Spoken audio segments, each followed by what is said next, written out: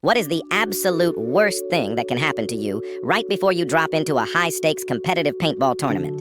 Imagine spending weeks running drill data, organizing strategy boards, and tuning your gear, only for a toxic group of players to turn the final round into a massive public setup.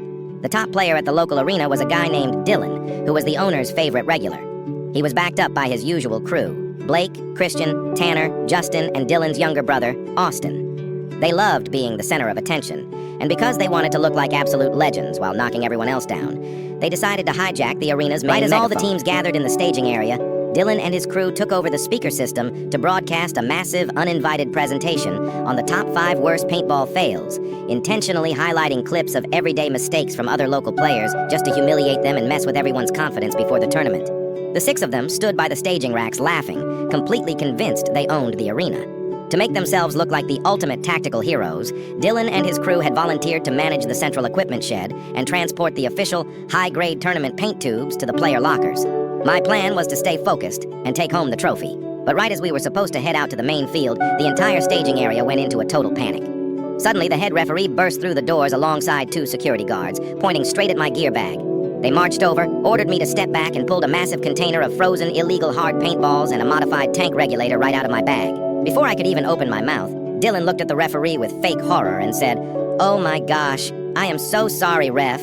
We tried to warn them that trying to use illegal frozen paint and altering tank pressures to cheat would get them caught, but they wouldn't listen. They sabotaged the arena's safety rules because they were desperate to win." The referee was absolutely furious and ordered me to hand over my tournament pass and leave the property immediately. Dylan and his crew thought they had executed the perfect setup to disqualify their biggest competition and take all the glory, but they forgot one massive detail. The equipment shed had a clear glass window overlooking the main registration office. The assistant arena manager had been sitting there the entire afternoon, organizing waiver files. Instead of trying to argue with Dylan, I looked at the referee and asked him to check with the office about who had actually been near my gear bag during the afternoon prep. What the assistant manager revealed completely blew the prank wide open. She walked right out of the office holding the physical sign-in clipboard and told the referee that Dylan and his crew were the only ones permitted in the equipment shed.